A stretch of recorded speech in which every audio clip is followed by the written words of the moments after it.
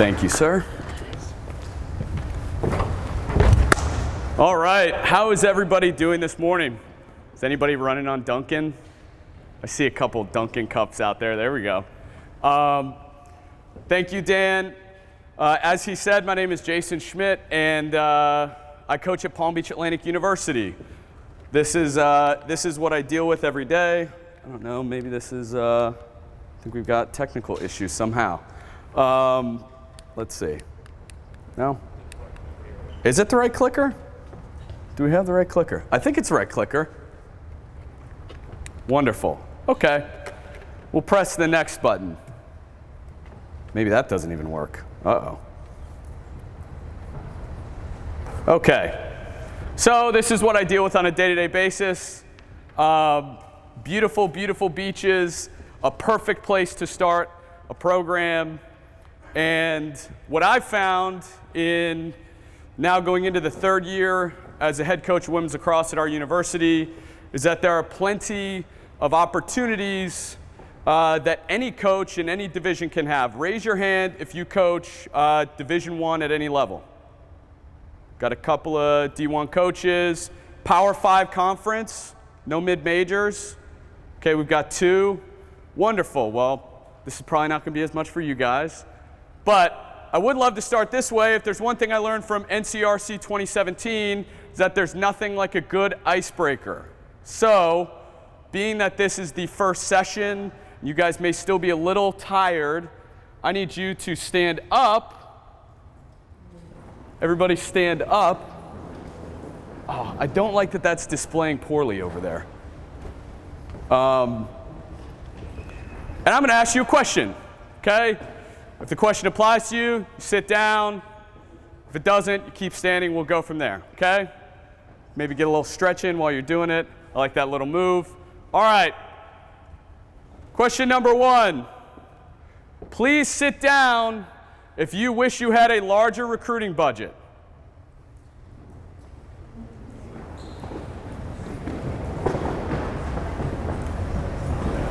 Wonderful.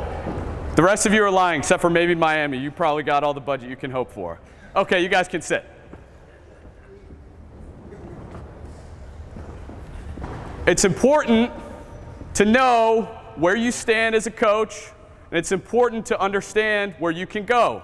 As I said, I'm the head coach at Palm Beach Atlantic, and you can see some of my sailfish family. It's a little bit cut off on this display, but these girls are my pride and joy. Love every single one of them, would give my life for every single one of them. And it's a beautiful thing when you realize that you can utilize your recruiting resources to create a beautiful family like this, okay? Every single one of you, you're a coach for a reason, okay? You wouldn't be doing this, you'd be in some other business or some other field if it weren't for those amazing kids like these ones that I see right here for me. So let me ask you this. As a coach, what's your objective? All right? We'll talk a lot in the coming day or two about objectives and results and what we can do to be a better coach. Okay? But let me ask you, what is your objective? And not so much from a results perspective, but what sets your heart on fire? Okay? For me, it's very simple. All right? Our goal is to transform our people with love, honor, unity. You ask me why I coach, it's all about that. Love, honor, unity. You don't have one, you might have the other two, it's not full. Like there's no fullness in that, okay? All right, so we're always pursuing love, we're always pursuing honor, we're always pursuing unity. And that's what gets me up every day, okay? If I am fully pursuing love, fully pursuing honor, and fully pursuing unity, we are at the very best of who we are as a program, as a coach, as players, okay? That breaks down into 4 ways. As you can see up on the screen, 1, we want our kids thriving academically. This is college, all right? And we want to give them the tools to do that. 2, we want them thriving athletically because they are at our college playing a sport. 3, we want them thriving socially. I think that's a huge piece of college that is either overlooked in a good way or a bad way. And then 4th, we want them thriving spiritually. Palm Beach Atlantic is a Christian university, And so we take our faith very important. We understand that no matter where you are on the journey in life, that's an important question that you've got to ask yourself. Okay? But you must balance your mission and your objective with those around you. As you can see on the screen, it's not all about me and what I want. There are other people at play. Okay? So 30%, as I put up here, are your department goals, right? Grad rates, retention rates, wins and losses. You know, this is a results-based business. Okay? So certainly we have the athletic department that we have to look after.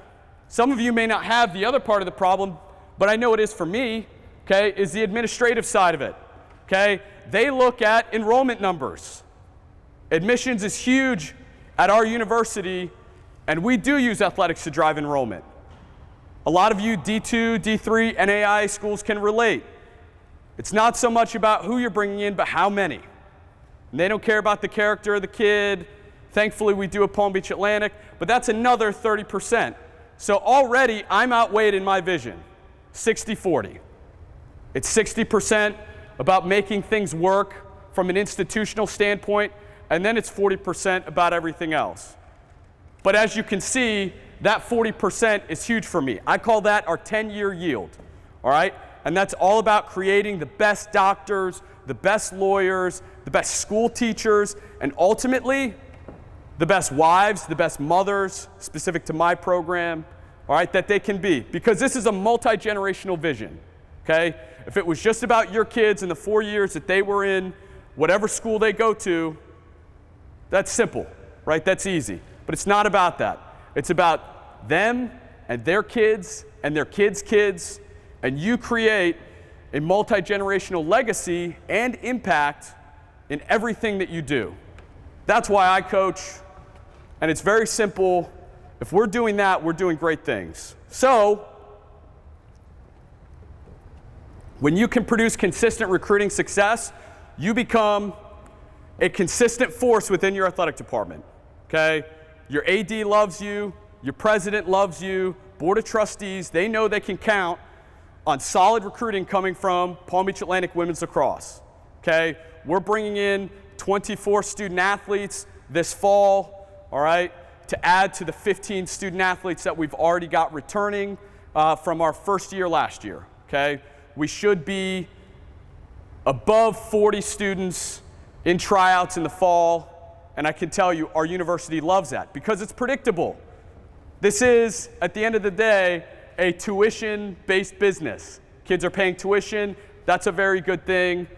And I know our department has faith in me to continue to bring in strong recruiting classes. So how do we do it? How do we produce consistent recruiting success? Well, you have to create a disaster-proof plan that can withstand the unexpected, okay? Great example of this. I see a Lynn t-shirt. You guys get it. They're our friends in the Sunshine State Conference. All right, we get hurricanes in South Florida, okay? That is a disaster, okay? It does happen. I think, what was it, last year? We had to evacuate for a little bit. What was that hurricane called? Yeah, that was Irma. Yeah, Hurricane Irma, okay? So we had to get our kids off of our campus. We had to evacuate. That is a disaster. It's not a recruiting disaster, though. Sometimes that kind of stuff happens. Maybe a player negatively is speaking about your program. They didn't feel like they got a fair shake. Different things like that happen. You start getting negative influence. Maybe it's your peers, your coaching peers, that start spreading lies and rumors about you. You can't let any of those outside influences affect what you do on the recruiting trail. Okay, so creating a plan and a system that can withstand that is very important. Okay, I put on here, it's something from Dan that he said last year. It's passionate, yet it's logical. Okay, it's one thing to have all passion. I'm a passionate guy, and I love bringing my passion into every visit, every phone call, even every text message. I love exclamation points, okay? Probably a little too much, all right? But it's got to be logical too. If you're all logic, they're wondering where the passion is, and they're going to go to another school. I put this down as well. It's part freight train, and it's part railroad tracks. If you don't have the tracks, the train goes nowhere. And if you only have tracks and no train, it doesn't matter what the network of rail looks like if there's no train to go on it. Does that make sense? So you can't afford to not dominate every second on the recruiting trail. If you're just playing on hopes and dreams, it's not going to work, okay? You have to set the tone early and often, because if you don't, nobody else will. Also, whatever you're doing, you got to 10x that, okay? If you think you're doing a lot, you can do more. Whatever that internal limitation is in your head, you have to break through that. For whatever reason, there is some type of limitation in your brain that says, I can only do this much. You know, I don't know what that is for you. I know what it is for me, and it's a daily battle to fight against that, all right, and say that I do have more in me. I can be more resourceful, okay? Recruiting success, it does take massive amounts of action, but it has to be calculated, right? It has to be specific. Otherwise, anybody else would do it. And it has to be repeatable. If it's not repeatable, anybody else could and will do it. All right, so you have to find your secret sauce, which we'll talk about in a little bit, okay? Does anybody, slightly changing gears a little bit, you can just shout it out. Does anybody have a favorite airline? Favorite what? Favorite airline? I think I heard a JetBlue. I'm going to pretend that's what I heard. I love JetBlue, okay? JetBlue is absolutely wonderful. Everything, it seems like, is built into the cost of the ticket you pay, right? There's free snacks. Give me some of those like unlimited bags of Terra chips and a seltzer water with a little lemon packet, and I'm good. Extra leg room, check bag is free. You know, the extra space seats, that's not too much extra. It's very easy. Especially, I don't know about you guys, like I said, I'm in South Florida. I fly out of Fort Lauderdale a ton. That's one of their hubs, okay? Whenever I'm going to a recruiting event on the West Coast, flying to San Diego or LA, it's weird. They've got like this little pantry in the middle of the plane where you can just walk up and pick whatever snacks you want, okay? You can get as many bags of chips as you want, as many, you know, cans of soda or whatever you drink. It's wonderful. That takes effort. Compare that to, has anybody flown Allegiant Airlines? I think it's what it's called. Like all four of you. Not a great experience. I know some people put Spirit into that category as well. I don't. I actually think Spirit and Frontier do the low cost, low budget thing super well. And they're not trying to be something they're not, which of course, as many of you know, life is not about what you stand for, but it's sometimes what you say no to. I think they do a really good job of that. Anyway, Allegiant is interesting to me. It's kind of like the low budget of the low budget. You know, there's like chickens running around on the airplane, like there's like chicken wire fencing everywhere. You're like sitting on like a plank. You know, it's not even a real seat. And you get there and like you see like you land and then you see like a wheel like roll away on like the tarmac. It's never a good situation. So I stopped flying Allegiant. Of course, if you're trying to get to recruiting events in the Southeast, it's kind of your only shot. But it just goes to show, right? You can choose to put forth average effort and you'll get an average result. But here's the thing. JetBlue's not doing more work than Allegiant. Their CEO is putting in the same amount of hours as Allegiant is, all right? At the end of the day, it's all about vision. If you've got the right vision, you'll create a JetBlue experience. If you've got the wrong vision, or maybe misguided vision, you're gonna end up with an Allegiant Air. You're gonna have like chickens running around your airplane. You don't want that, right? So, you may be saying, I'm not sure if I have time for massive amounts of action. I'm already overwhelmed, barely getting by as is. I've got great news for you. Me too. I want to gouge my eyes out with a lacrosse stick every single day because of how much stuff I've got going on. And there's no time for recruiting, and there's no time for anything, but it is important. We must make sacrifices as coaches in order to see real, authentic results. And I just skipped over a slide. This is a numbers game. Numbers with a Z. It's that important, okay? If you are only recruiting 100 kids, all right, and that's your starting point for the 2020 class, and half of them commit come September 1st, now you've got half the pool. What if you started with 1,000 or 2,000 or 10,000? You have access to recruiting databases. This is a numbers game, all right? Our goal, and I'll get into it in a little bit, is to always make sure that we are putting our recruits into tiers all right, and recruiting them accordingly based on those tiers. So, 5 practical steps for building a powerhouse. Okay, I honestly think each of these could be their own presentation. All right, so I'll do my best to hit all of these somewhat quickly, and we'll move on from there. If you do have any questions, I can certainly elaborate in the Q&A, but I'll try my best to give maybe an example or two of each, and we'll go from there. So, step 1, building a solid foundation. Anybody here study architecture in college? I didn't think so, okay? Anybody ever work in carpentry building houses? 1, yes. 2, okay, wonderful. Well, I'm neither, okay? So although I might want to have eyes on the plan, I'm not the architect, I'm not the builder of my house, AKA program, you're following me, okay? I would say this. Take the risk, and I know Dan's probably going to kill me for mentioning this, but take the risk and outsource your recruiting content, okay? If you're not a TCS client, and again, sorry Dan, but I'm passionate about this because this changed the direction of our program. It made life a lot easier because I didn't have to worry about getting in the nuts and bolts of who we are as a program. Let me give you an example. So, this is an example email. No, it's probably not going to display perfectly over there, but you can see this is what I get from them on a regular basis. A subject line. I hate thinking of subject lines, okay? That's no fun for anybody. I'm not that clever, okay? An intro.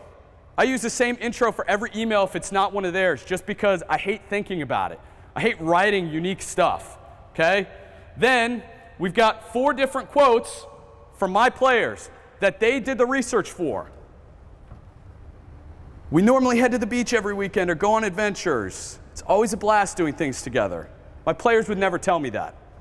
It can't get any better. It's paradise except for the school part, but even that's great. Amazing place and amazing people. Okay? If they're telling coach, chances are they're going to water it down a little bit. Because at the end of the day, we're their bosses. They tell the tutor staff via surveys and different things, real unique perspectives about the university. Then it goes into an email. This gets shot off to our recruits, and it creates a world of difference. Okay, this took no effort from me, all right, and it changes everything. It frees you up to do the things that you can do well, and take the battle from email to text message, which we'll talk about in a second. Number 2, make not knowing impossible. You're your brand, whether explicitly or implicitly, all right? Whether you're saying things, you're not saying any things at all, people are making decisions about who you are, okay?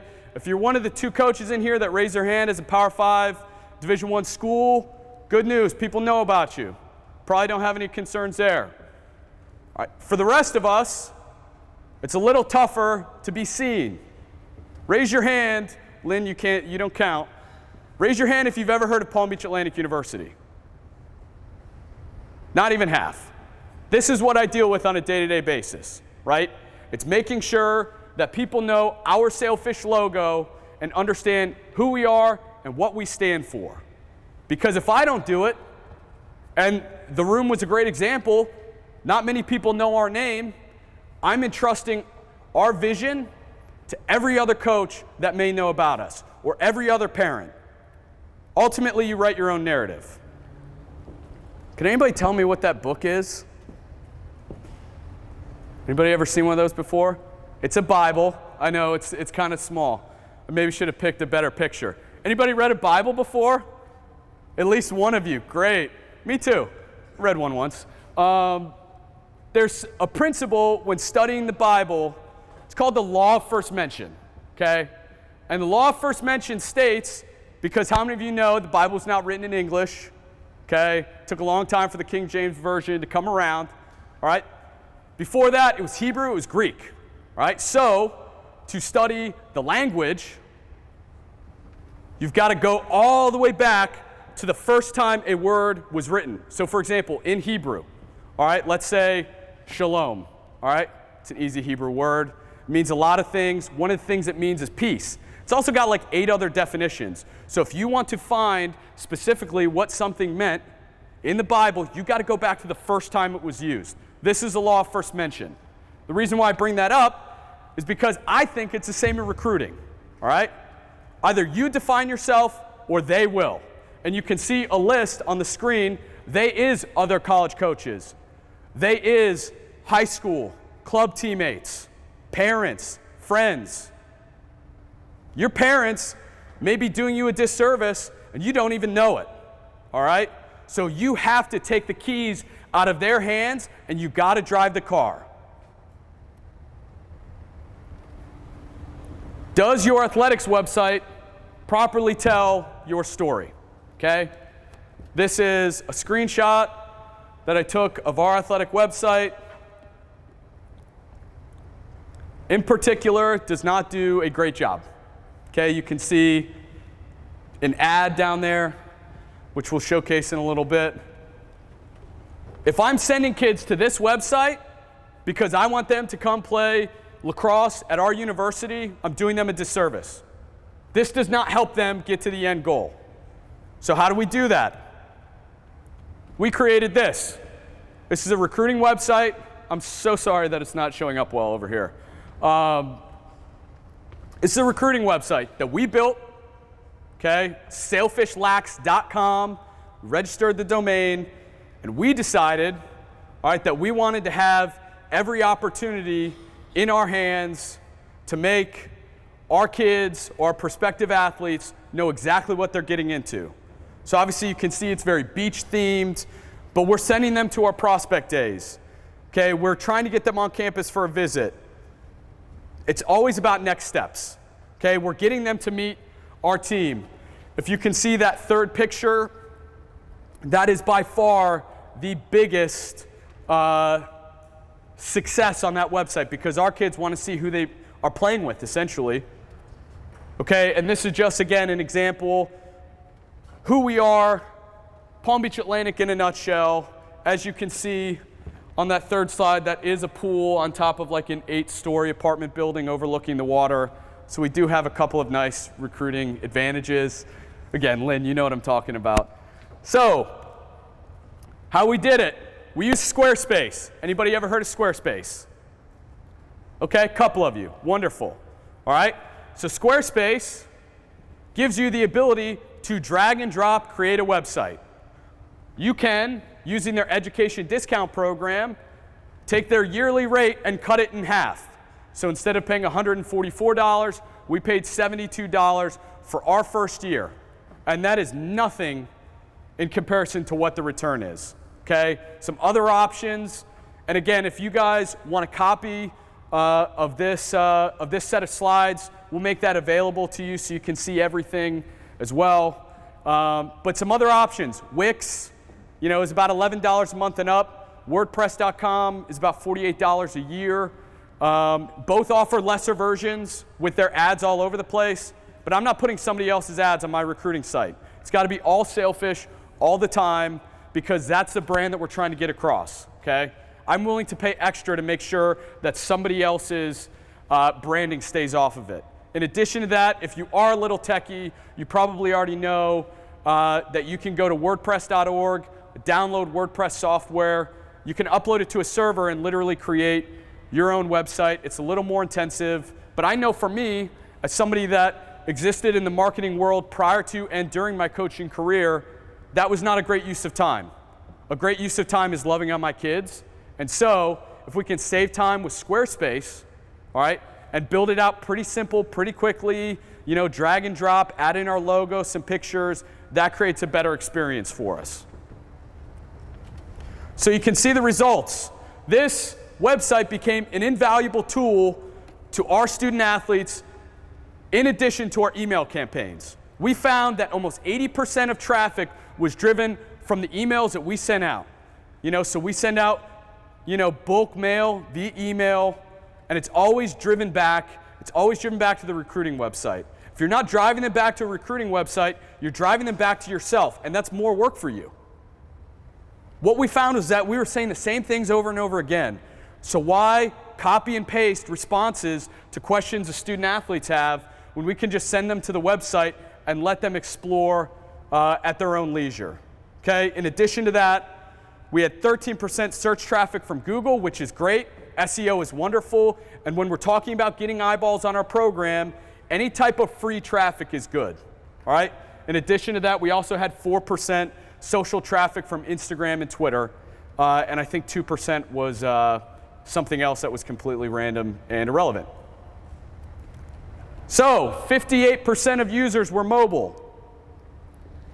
And what your prospective student athletes see above the fold, okay, so that first, kind of shot on their phone of a website is crucial. As you can see, I brought up that same screenshot of our athletics website again, and it doesn't really do it for me.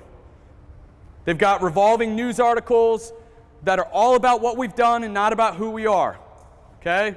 There's also an ad for advanced lung cancer, and I don't think our kids are looking for treatment for advanced lung cancer. Maybe, I don't know. But that's not going to sell a kid. That's not going to sell a 14-year-old kid, a 16-year-old kid who's got an attention span about this big. So we have to be better. And if it means creating our own solution, then so be it. We also get insights into what our prospective student athletes care about. And you can see very simply, all right, outside of the homepage, that next page was the Sailfish family, because they care about who their teammates are. And they're constantly asking themselves, do I fit in with this group? Is this a group I can see with myself for the next 4 years? That page has no words on it. It's all pictures. It's our kids at a tailgate. It's our kids on the beach, all right, with the top down, hair flying in a Jeep, all right, and it's all purposeful. And we try to paint the picture of this is what your college experience could be, all right? In addition to that, secondly, who we are. They want to know who we are and what we stand for. And the third most popular page was about me because they want to know who's leading them. All right, third section, recruiting automation. Okay, this picture terrifies me. I was trying to find like a train track picture, and I don't know why those two people are standing, it looks like on a bridge somewhere. I like get anxiety just seeing that. It's one thing to have content, okay? It's another thing to deliver it with consistency. They're always asking, why should I pick you? What makes you so great? Why don't I go to Lynn? Lynn just added women's lacrosse. We're excited to have a rival in county, okay? Florida Southern, Florida Tech, Rollins College, okay? These are my peers. We're constantly getting kids from the Northeast and the Mid-Atlantic that are saying, I want to go to Florida. Why Palm Beach Atlantic? Again, we've got to tell them. So, we're always keeping score, right? In practice, in games, in the classroom, we're tracking GPAs, right? Why don't we do it in recruiting? So, I would propose to you, let's do that. Let's equip ourselves and react with the data, because the data doesn't lie, okay? We've got bias, all right? Sometimes we make a decision on a kid that we really want to like, and it turns out they were not the best fit. But the data does not lie. You can see open rates and track rates for email all day long, and you can see if your content's actually effective, all right? Winning is all about attention. You want eyeballs on your program, you got to communicate as effectively as possible. And like I said, we found ourselves saying the same things over and over to our kids on repeat. That's not a good solution. It's way too time intensive. We have to simplify, we've got to automate. So, before I go any further, I want to mention just kind of our structure. I know as we talked about a little bit yesterday, structure is important. You got to have a plan, all right? And in order for any email automation to work, all right, we have to know who we are and who we're recruiting. So, we've got 3 tiers. All right, tier 1, these are our primary offer kids. It's typically 10 to 20 kids per class, all right, and it's oftentimes 10 to 20 at all times. In June, Heading into their junior year, it's 10 to 20. Even after a lot of kids have committed, it's still 10 to 20, all right? Because those are kids that we're going to offer. Those are the ones that would receive athletic aid, or at least a preferred walk-on spot within our program, okay? That tier 2 is secondary offers, at least heading into that moment when you can contact a rising junior. All right, these are kids who have contacted us previously. Maybe they've hopped on campus, all right? So we segment it that way. And it's, again, 20 to 30 kids, but tier 1 and tier 2 are between 30 and 50 kids total. All right, these are the kids that we think we can kind of jam into that funnel, all right, and ultimately get however big that recruiting class has got to be. Maybe it's 6 kids, maybe it's 8 or 12, or in the case of this year for me, 23, all right? Tier 3 are the kids with no offer, and it's all others. It can be thousands of kids. It can be a couple hundred kids. It's whatever it might be. I harvest spreadsheets, databases, because you never know who doesn't know about Palm Beach Atlantic, and you never know who may be that future All-American, okay? Who may be that kid who is the best thing that ever happened to your program. So what are our goals? All right, so those primary and secondary tier 1 and tier 2 categories. All right, we want to generate a frequency of communication and quality at a higher rate than our peers, okay? It's not one thing to say things louder or longer, but it's got to be good quality, all right? In addition to that, we do partner with the content that Dan has given us, all right, to give our prospective student athletes the inside look at PBA. And in addition to that, we want to drive fall campus visits and winter commitments, and I'll get to that in a moment, all right? All others, again, we're trying to get the word out. We're trying to get our name larger, our sailfish logo. We're the only sailfish in all of college athletics. We want people to know about it, okay? That's important to us. We want to find diamonds in the rough, and we ultimately want to generate prospect day traffic, okay? So we established a timeline. We talked about this yesterday, okay? We established a timeline, and we serve content by tier. Again, tier 1, tier 2, tier 3, all right? So this is how it looks for me. It might be different for you guys, okay? But for us, in June, heading into their junior year, we tell them our timeline. Go figure, right? It's one thing for me to know this, but if they know this, now they've got expectations. And once I deviate from the plan, they can hold me accountable. They can say, hey, coach, in September, I thought you were going to ask me for a visit. All right? I've not visited your school yet. What's the deal? Where am I on your recruiting board? Do I fit in? Okay? Now they know. That is the second piece. All right? We want to separate the kids who are actually serious from the ones who are window shopping. And if we can get them in their junior fall on campus, that usually means good things. Our goal in December is to drive commitments, okay? So that way those kids, what we found, at least in the lacrosse world, all right, I know we were talking yesterday about track and field and wanting to have their spring season to maybe generate some more offers. What I've found is a lot of kids that we're recruiting just want to be done with it. They want to enjoy their junior lacrosse season, they want to enjoy their senior lacrosse season, and they just want to get through the mess. That speaks to me like the system's broken. We're trying to fix it in the best way that we can at our school. All right? December, again, we asked for the sale. This is a sales job, as we talked about yesterday.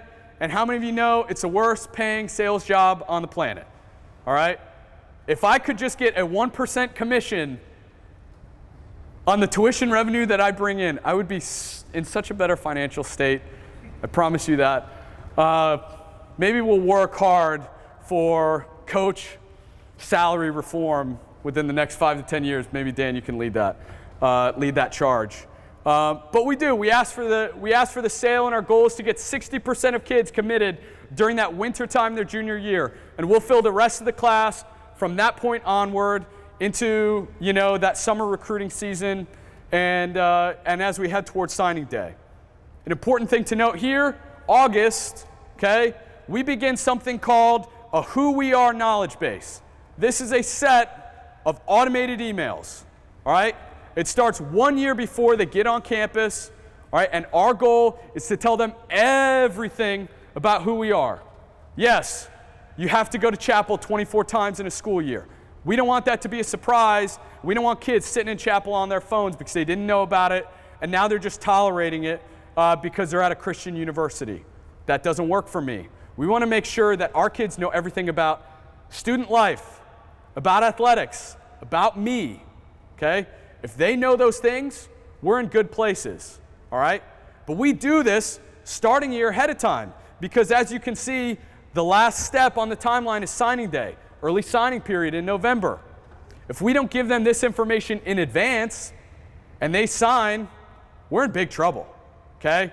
But the great thing about that is, as we continue on into their senior year, as we get into their summer between high school and college, we also have an opportunity, because they're used to hearing from us, to be able to get some of that basic information that we know our colleges need, whether it's athletic training info or parent info. They're already used to hearing from us. They're already used to responding.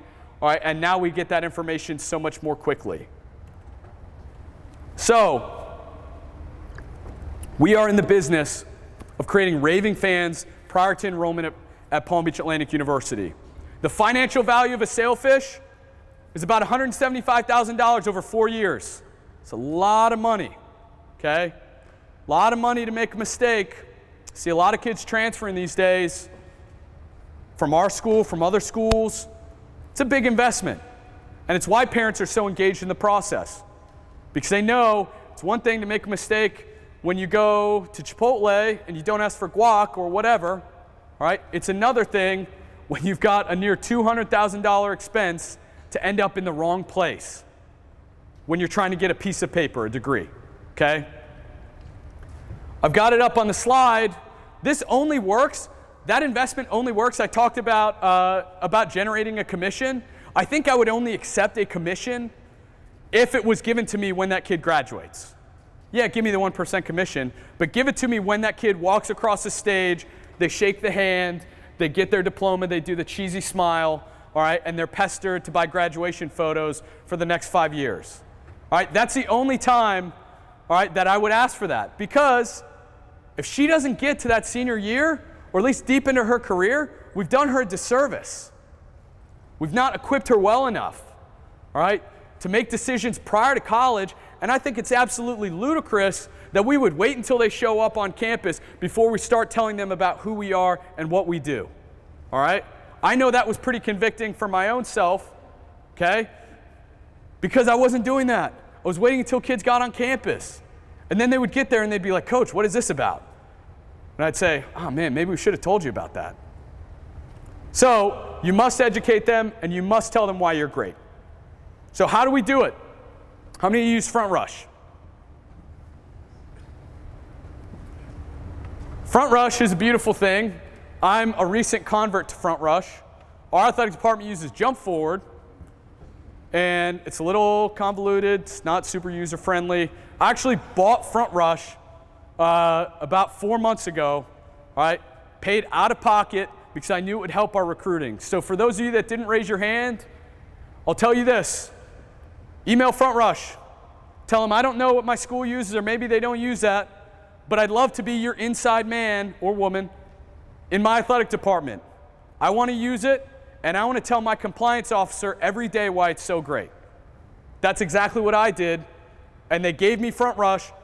I don't know how much it costs. I've seen quotes, but for a very significantly discounted rate, because they want my entire department. They don't want just me, all right? So if that's something that you have to do to negotiate your way into a better place to make recruiting easier, so be it, okay? You can use on Front Rush the Schedule for Later feature, all right? Most of you probably already do that. It's not rocket science here. But if I can schedule emails well in advance, I know that they can drop on the first of every month for our knowledge base to give kids information about who we are. That's more hands-off for me, and it frees me up to be me. In addition to that, I also included 3 other logos here for non-sport CRMs and email clients, one of which is MailChimp. That's pretty standard in terms of sending mass emails and that kind of thing. I've used it before, works well, fairly cheap. In addition to that, I've used Email Octopus, which is based out of like Europe, I think, but it's also very cheap. It's probably, in terms of sending a lot of emails, when you're sending emails to a database of 10,000 kids, a lot of times they track by email. Email Octopus does not. Okay, it's $19 a month. All right, and there's also like a 10 or 20 cent international service charge that Bank of America charges my PBA credit card that my business office is not a fan of because I never get a receipt for it. But if you can withstand that, Email Octopus is a wonderful solution. And the third solution, I'm kind of speaking to you from like 2019 a little bit, is something called Drip. All right, and I'm not going to stand on a stage like this and pretend that I even know how to use it in a way that I would preach it to the entire room. But I really love the capabilities of what Drip is, okay? So Drip is basically all of that stuff on steroids. Now granted, doesn't integrate with Front Rush, doesn't integrate with Slate, and ultimately its design is to take it takes the common person looking to buy shoes or any type of e-commerce, and it generates a sale. But let me tell you the reason why it's great.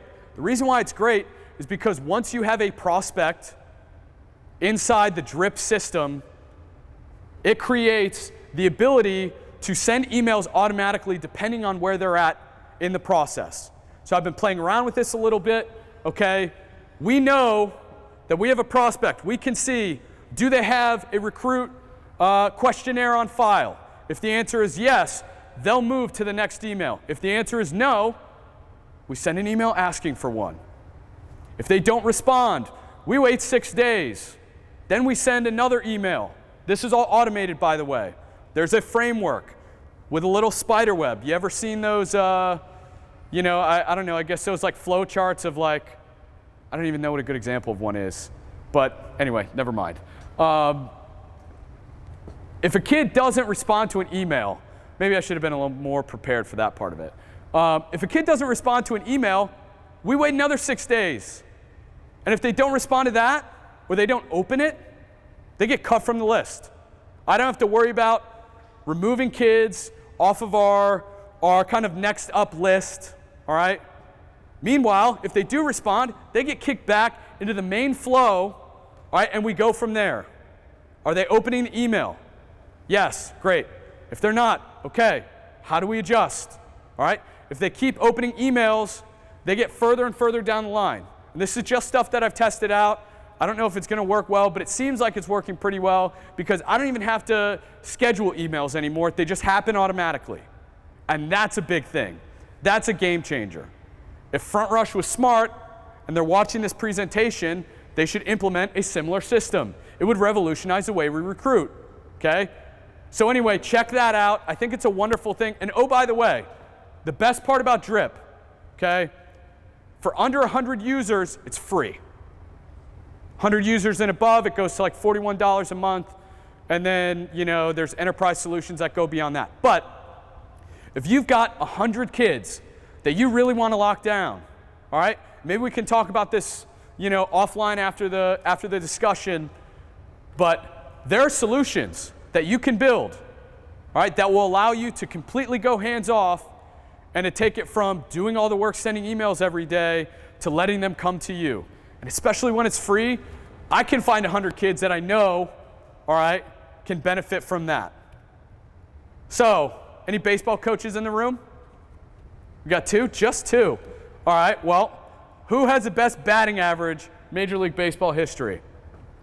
Anybody know? Mm-hmm. I think it's Ty Cobb. It is Ty Cobb. It is. 3.3664 batting average, Detroit Tiger. I'm from Michigan, so I can appreciate a Tiger that knows how to hit a baseball. Unfortunately, none of our sports have been relevant for at least 10 years. So, like my Michigan football fandom, I hang on to the past.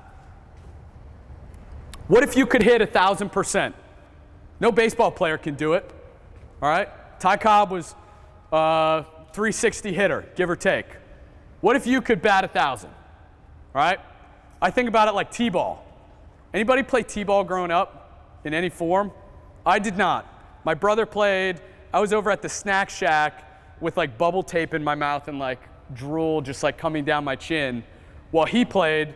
But what I do remember is they had this little tee, placed the ball right on the tee, and the kid just steps up and he just dinks the ball and it goes like 8 feet and he runs to first base.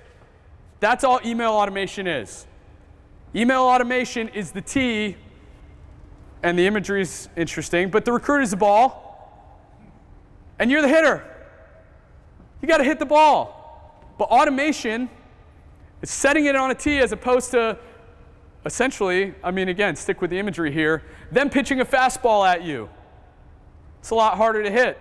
We'd rather have something stationary, and the goal is to create easily replicable swings that translate to home runs.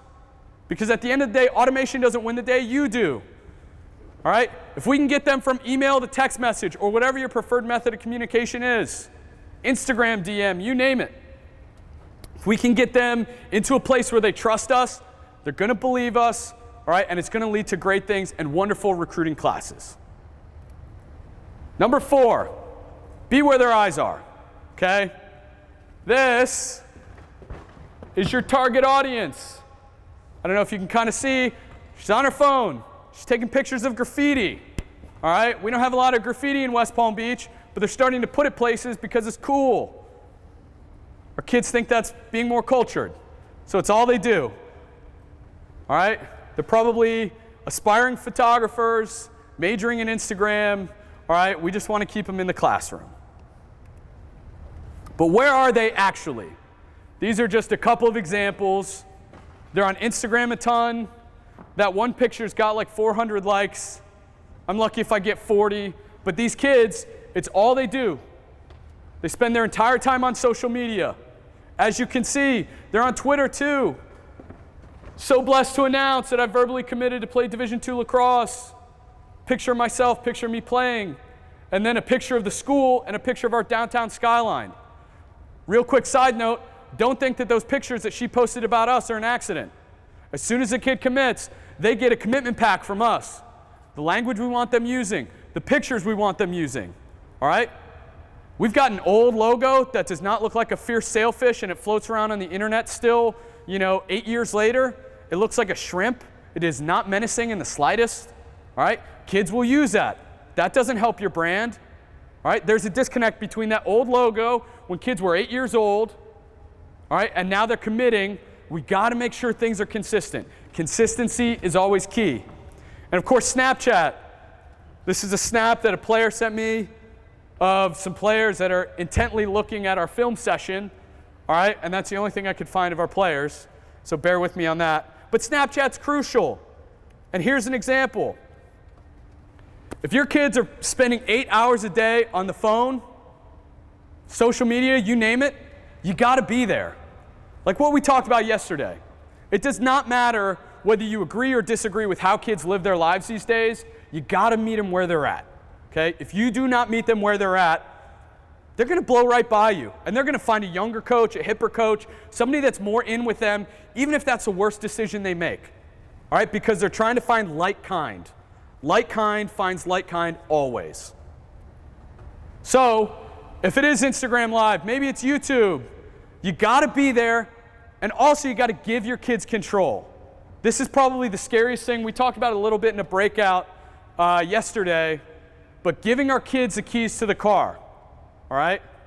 It's terrifying because what if they say the wrong thing? What if they go off script? Not that they have a script, but what if they start talking about boys or things that are not maybe appropriate for our Sailfish WLAX Instagram account? It's scary, but scary's better than fake, right?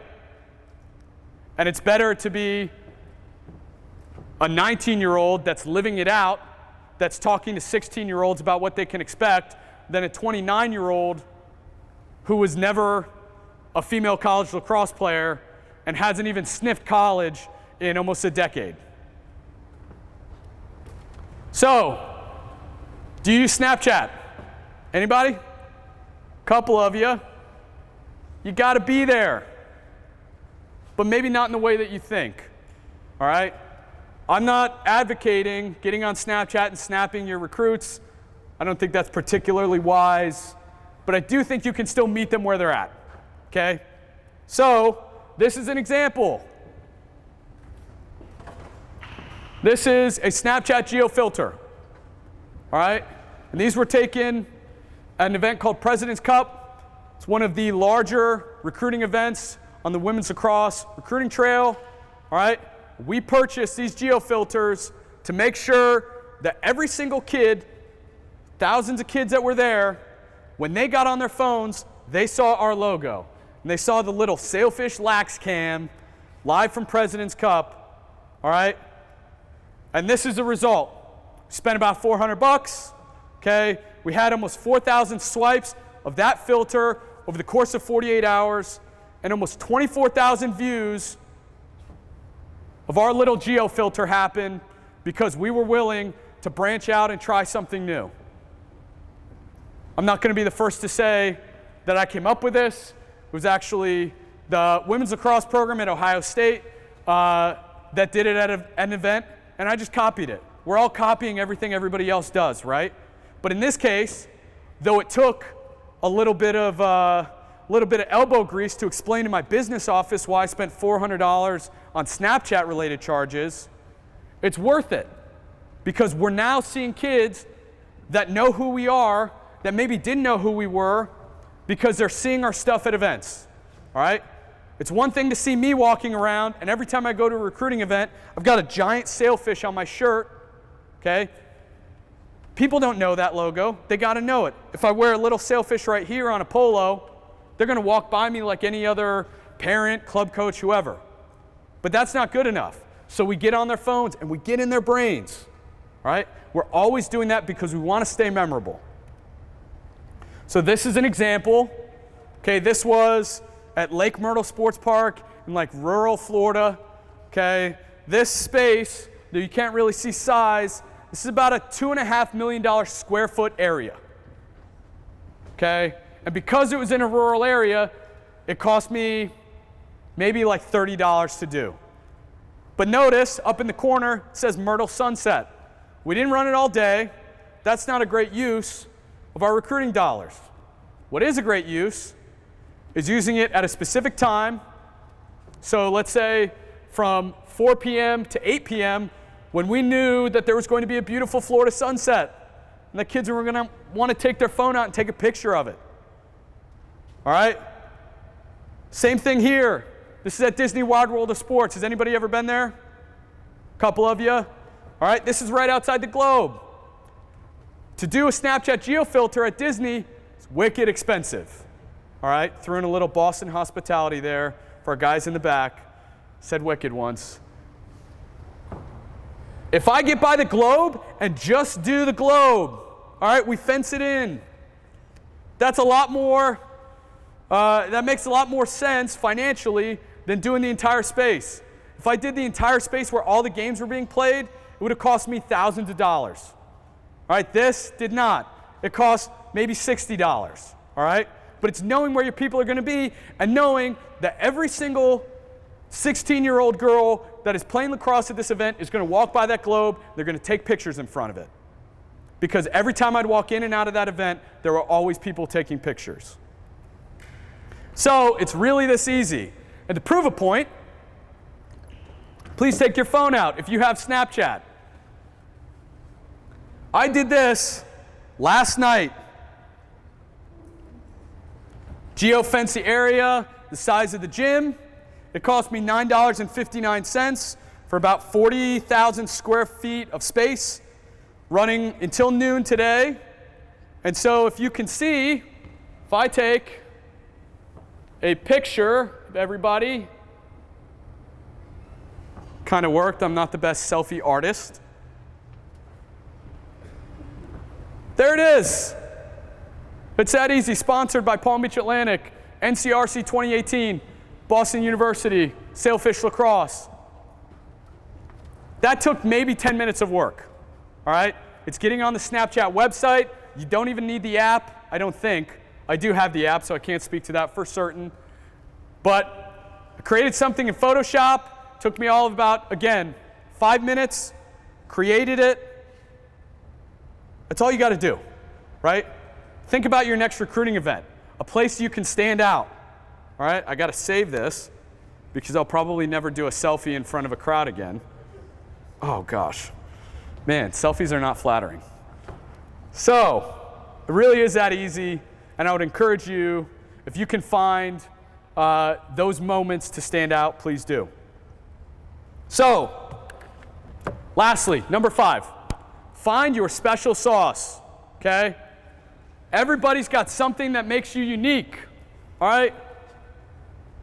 It could be a tradition of athletic success. It could be academic prowess. It could be a beach, right, Miami? There's a couple of Florida people in the room. Everybody's got something unique, all right? If you know what that is, great. You're already ahead of a lot of your peers. If you don't know what that is, I encourage you to find it. Because you might have mountains instead of palm trees, all right? But you got to figure out what it is that differentiates you from your peers. Small aside, an example, this is something anybody can do, even if you don't know what your special sauce is. Become a thought leader. Everything that I've ever said in a blog post has been said before. These are 2 examples. If I could say one thing to recruits, it's focus on academics. That's all that article was. And we got thousands of views out of it. Sent it out on email. All of a sudden the kids think that I know what I'm talking about because it's published on the internet. Sounds crazy, but there's a little bit of clout associated. The other one, you can't really see it here. Hey recruit, you've got options. You can go D1, you can go D2, D3, junior college, NAIA, you name it. I'm not telling them anything about my school. I'm just telling them the reality of the current recruiting climate. And you'd be surprised how far that goes. Nothing I've said is novel. Nothing I've said is new. It may have a slight Palm Beach Atlantic bias to it, in a way, because that's who I am. But at the end of the day, this is just adding value to future student athletes. And that's constantly what they're looking for. That's constantly building trust. So if you're looking for some type of way to do it, get on, there's an app, it's called Medium, all right? You can literally blog, it's free, you can publish, you can even set it as like a private paid article if you want and generate extra revenue for yourself, all right? So here's the issue. How do we stand out? Because everybody does things the same ways nowadays. We'll review a little bit what Dan said last year. How many of you were here last year? Okay. All right. So I'm glad I'm doing a review. There's 2 pathways. One is logical and one is relational. All right? The logical side of communication comes in like mail, like hard physical mail, and email. It's great for the how. Okay? Then there's the relational side. That's your phone calls, your text messages, social media. And that's great for the what it's like, okay? 2 different streams, all right? Both have their pluses, both have their minuses, right? Kid gets a piece of mail, all right? It's a little more tactile, they can feel it. That goes a long way these days, all right? Kid gets an email, well, they got 50 emails this week, all right? So our thought, so how do we stand out? Well, we've got to turn mail from logical into relational communication, all right? If it's just logical communication and we tell them about who we are or about what we're about, that doesn't necessarily go a long way, or at least to the fullness of what we're looking for. But I don't want my relational communication to just be text, phone calls, and social media. So this is an example. I've got a ton of these in my hotel room, all right? I brought some examples that I'm waiting to send out. All right, but I didn't want to send them out until I got this presentation done. All right, this one's going to a recruit. It's very simple. Just a card, a little note. It says, hey, recruit, can't wait for your visit in August. In the meantime, here's a little taste of Palm Beach. You're great, Coach Schmidt. And then I send them this. For those of you that are a bit younger, this is a Polaroid. This is how people used to take pictures, okay? This is just a picture of a bench with some palm trees and a beach, and it says, "With love from Palm Beach." All right? And I say at the bottom, P.S., put this somewhere you'll see it every day. Because I promise you, if you just send them a letter, you send them an email, they're not going to print an email and put it up on the mirror on their dresser. But they're going to put this there, okay? And that's how you turn communication from logical into relational, because we've now created demand to get a Polaroid from the sailfish, all right? As you can see, we take a lot of these and we send them out because it's how you differentiate yourself. It's literally this little thing. I bought this like 6 months ago. And I was like, you know, when you take pictures with your phone, you start to wish you had something tactile. But this was like $80, I think. You load the film in. I had to figure out how it worked. I didn't have a Polaroid as a kid. But now you literally just turn it on and you take a picture. And it works, right? And you're not supposed to shake it like a Polaroid picture. I found that out. Makes it film bad. All right? We'll check on that in a little bit. You gotta keep it in darkness for any of you who are not familiar with the Polaroid. But it's that easy. And so it's crazy that this is technically work, but I'll just drive up and down along the coast and take pictures of the beach. And take pictures of fun things that our recruits in Maryland and Pennsylvania, New York, New Jersey, Connecticut, they do not have that stuff, or at least a beach like ours. We're always trying to make sure we stand out. Put yourself in their shoes. There's a good friend of mine, maybe not a good friend, he's my friend, Jim Harbaugh, head football coach of the Michigan Wolverines. He helped one of his prospective student athletes ask a girl to prom. Do you have to help a prospective student athlete ask somebody to prom? Maybe you're not a Harbaugh, maybe you don't have that clout, all right? But what's that creative thing, okay?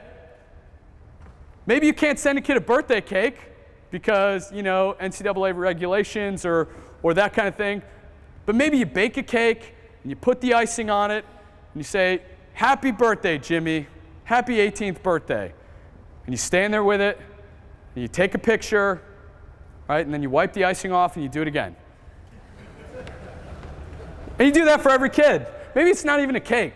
Maybe it's like a couch cushion that you just frost over every other week.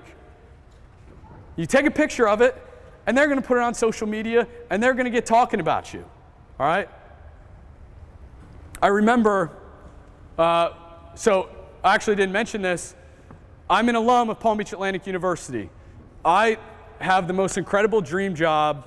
I'm coaching at my alma mater. I got to start our women's lacrosse program from scratch, to do things exactly how I wanted to do them, did not have to take over for anybody or inherit certain players. It is an absolute dream.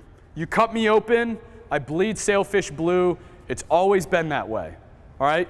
I got to our university in 2006, played lacrosse there on the men's side, but prior to that, there was something that sold me on the college. I was looking at some schools in California, was prepared to give away, you know, kind of my lacrosse career. And then one day I found a similar school to those schools in California called Palm Beach Atlantic, and I emailed the coach. And I said, "Hey coach, kind of late in the recruiting process, wasn't thinking about playing, was thinking about going, you know, academic all the way, but just wanted to make myself known." And I signed it, Jayson Schmidt, the future of PBA lacrosse, which was totally prophetic because here I am today. But it didn't end there. A couple weeks later, got a package in the mail.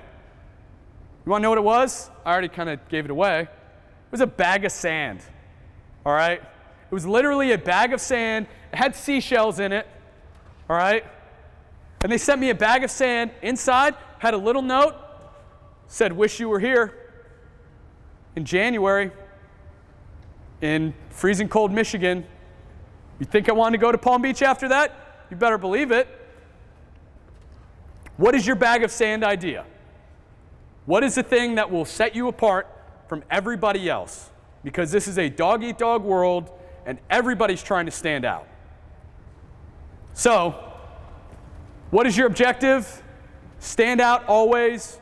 Make sure that you're constantly separating yourself from your peers, and I promise you, you will have tremendous success both in recruiting and on the field. Thank you.